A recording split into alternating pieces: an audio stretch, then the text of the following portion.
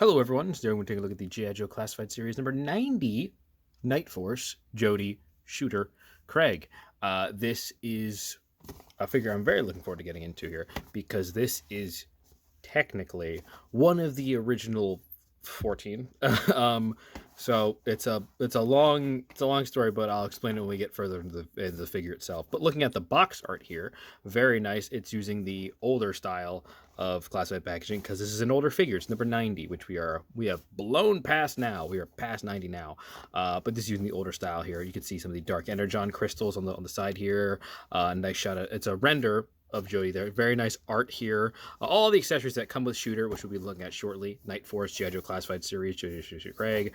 On the side here, another nice piece of art here. All the accessories on the back, as well as detailing for size, and also all of the little bits of detail, clock, tattoo stuff we'll look at shortly. There's this QR code here you can scan, which is useless, as it is all the time. Some cool little things here. They're really tiny, like a bullseye, a gun, like a camera, and a slash through an eye. Whatever.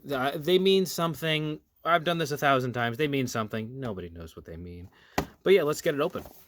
And here is Shooter out of the packaging with most of her accessories equipped. Can't put all their hairpieces on at the same time. But this is a very nice figure. I'd say I like this figure a lot. There's some problems here, which we'll get into shortly. But the figure itself, I think, is really good. And to explain, like I just said a moment ago, the origin explanation for Shooter is that in the original first issue of G.I. Joe Real American Hero from the 1980s, I believe it was 83, that first issue came out, there was a scene that showed off all of the Joes. They were on like a computer monitor, all the ones: Scarlet, Clutch, Zap, Flash, Snake Eyes, Hawk, all the Joes that were a part of that original 13th line. And then there was an extra space where the face was obscured, you couldn't see it, and just the name Shooter. Just the name Shooter was there. It'll be on screen here in a second. Just the name Shooter was there. And for years and years and years, people wondered who Shooter was, because that was never a figure that came out in the line ever. No one knew who that was. Until what I believe, I'm probably wrong here, was the 25th anniversary or something. It was a anniversary line that she came in a multi-pack. This figure, Shooter. It was a Night Force pack, and it revealed that Shooter was in fact this character, and she also appeared in some comic books as well. But that was the reveal of who she was, and I believe she was undercover for a long time, so nobody knew where she was. But she was Shooter because she's a sniper, so it makes sense. And the actual original figure was very cool. It had like a constructible rifle that you could put together and everything. I thought that was really cool. I never had it, but I thought that was a really cool thing that you could do. So yeah, Shooter's a very cool character. Very glad to have her in the lineup, and this figure is really cool. Also, always having to have more female Joes helps round it out a little more, makes it a little more diverse. It's nice. Adds some depth to the line, which is always appreciated. And this figure looks really cool. So let's take it off spinny base here and get a closer look. Now, Shooter as a character mostly is reused from the Lady J figure, I believe. These arms 100% are. The torso, the like lower body here feels like it. That's the upper torso. We'll have a closer view a little later when I get the size comparisons. But this feels mostly like Lady J, which is a fine figure, I guess. It works fine for this mold. But I like the way this figure looks a lot. I think it looks very nice. What I would expect for someone who is in gear like this. I like we get a little closer, the chest rig here with the magazine pouches. There's a little clock here that reads like 0.5. I believe that's a temperature gauge, which would be used for someone who is a sniper. Got to know the temperature and the moisture level for taking a shot like that for a long distance shot, because at a certain point it actually does matter. There's a little sheath here for her knife, which we'll look at a little later. Didn't focus in there at all, whatever.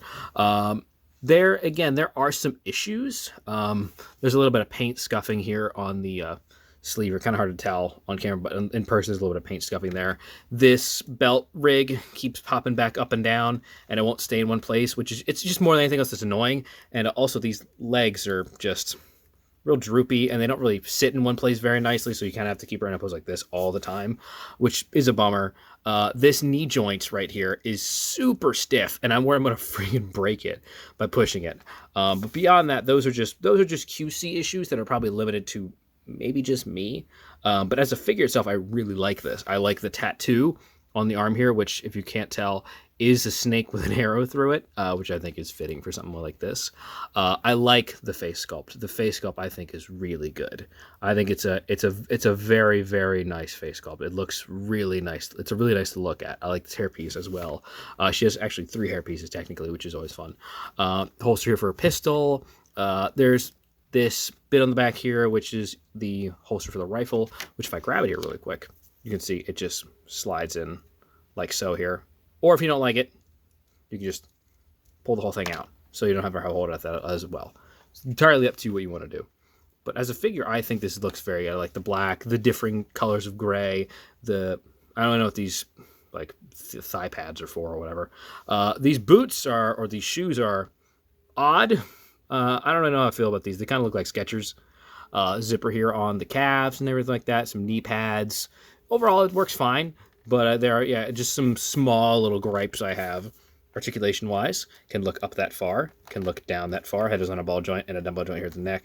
There's a ball joint at the lower and upper torso, so you get a decent amount of motion there. Butterfly joints on the arms can go back that far and that far. These are actually some solid butterfly joints. Full rotation, push the arm up there. This, much like the Lady J, doesn't really want to bend as well as some of the other ones, but you can do it. Bend it right there, bend at the shoulder, right around there, I think is what that joint would be. Elbows, right there. Double jointed pinless, very nice pinless elbows. If you watch my Buko training video, I called his joints pinless, but they were not pinless. Hands can go up and down. I believe both can. Yes, both hands go up and down. They both go up and down. Drop down hips, kind of drop down hips. Kind of. They don't really go that one as far. Swivel here at the thigh.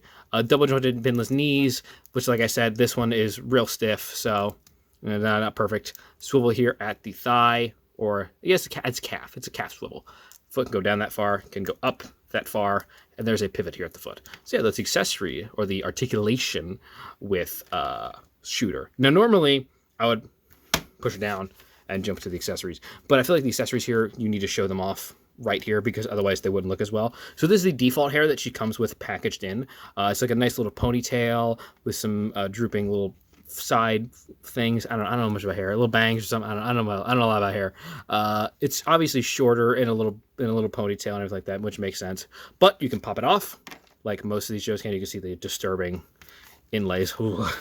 And put on an additional hairpiece that she comes with, which is more braided and out of the way, as well as like a kind of like a bob thing in the back there. Which, again, I feel like this probably would be more fitting for someone who is being a sniper. It gets the hair all the way out of your face. It's a little flop right there, which is nice. Nice little bit of sculpt work there. I feel like this would make more sense for someone who's being a sniper. You would want that out of the way. But I like that there's multiple options. I always like that. Now, my personal favorite is this one right here. It's a gas mask, and that is freaky. It makes me think of like games like Stalker or something. I don't know. I like characters who wear gas masks, which you will see whenever I upload my Big Ben review. I like characters who wear gas masks. I think that's really cool. It's a nice touch. Granted, she's kind of exposed everywhere else, so like the gas mask, I don't know how effective that would be, but still, always cool to have a gas mask, especially what they were going for at this specific time with like the mole rat figures and like the weird infection thing they were doing, which was very cool. But I didn't get any of those figures, so this sucks to be me. But yeah, that's the hair pieces that she comes with. Now, if we want to look at the accessories that aren't hair, we can start off with her little knife here, which is very nice. You know, it's a little curved knife, which is nice to have. Like I said, it's you saw earlier, it slides into her like chest rig there, which is nice. You know, always nice to have more knives. She also has a pistol, definitely kind of sci-fi'd up. This does not look very much like any kind of real pistol. Maybe like a 9mm or something, I guess it could be going for. There's like a muzzle brake there. Maybe that's a flashlight down there or something. But yeah, it just slides into her holster on her hip there. So yeah, that's the pistol she comes with. And her main rifle, her big sniper rifle, big gray sniper rifle. Very bendy, very warped and bendy, and that sucks. And when it came out of the packaging, actually, it was bent like super far. I had to straighten out here, even though it's not perfectly straight, which is again just a problem we have to deal with in this line. Just that guns can be super warped and bent. Not always, but they are often bent and super warped, which is very annoying. It's very frustrating. But as you can see, I still have the little piece in there that it hooks under her back. So taking that out, get a close look at it properly up close. This is just like a kind of crazy looking sci-fi gun. I really don't see anything that this is based off of in real life, especially with this enormous muzzle. Like, it's kind of 50 cal-esque because, you know, there's the vents for it, but like it's It's huge. It looks absurd. This looks like a Star Wars gun. I don't know if I'll have her use this. I might give her a different gun because I'm not really big on the way this looks. But there's a removable magazine, which is also really goofy because it's bent at like a weird angle, so you kind of slide it in like that. I don't know, just odd. There's a sci-fi scope and everything like that. It's a fine weapon, but I'm not the biggest fan of it personally. All right, and for size comparison, we have to start off here with her mold mate. We have Lady J there. As you can see a lot of the similarities with like certain molds and everything like that. But more looking at it, the more I can see the differences. Those arms are the same though. Yeah, there she's next to Lady J. Here she is next to fellow member of Night Force, Falcon. There he goes. He went down. There she is next to Falcon, properly standing up this time. Looks very nice together. I don't know. I feel like Falcon would be the leader of this group. I don't know. I just feel like it would be fitting for Duke's brother to be leading of a group like this. I don't know. Put in the comments down below who you think the leader of Night Force is. I know it's probably been said somewhere officially, but I don't care about that. I like to come up with my own stuff. Here she is next to someone I just reviewed. We have Night Force Shockwave, who looks very cool. Damn, he's a lot taller than already. Yeah, Night Force Shockwave, very good figure. Very glad to have this. I've really been liking basically everything from the Night Force line, honestly. And lastly, what is probably my next review, unless I decide to do something else, we have Night Force Tunnel Rat. I want to talk about this guy, because this guy is real cool. So we'll see. Either he's going to be the one reviewed, or somebody else will be. Depends on what I want. Oh, and then he goes down. Maybe he won't be because of that. So there is Jodie Shooter Craig out of the packaging and in the review. I hope you liked it. I really like this figure. If you want one, you can probably get one for pretty cheap, honestly. The Night Force figures did not sell super well. Outside of a select couple, basically just Big Ben. And I guess if you count the Dragonfly, there's 2 that came in that as well. But yeah, there is Night Force Shooter. I hope you liked it. I hope you liked this more than the Hugo Strange video I did. That did bad. I didn't expect it to do that bad, but it did bad. So probably not any more DC figures. Unless I just decide I want to. It's my channel. I'll do whatever I want. But yeah, that is the shooter figure. I hope you liked it. If you did, like I said, leave a comment, leave a like, leave a subscribe. Everything needs to get done for me to keep doing these videos that I love to make. And I'll see you next time, probably with something Yo Joe themed. So, Yo Joe.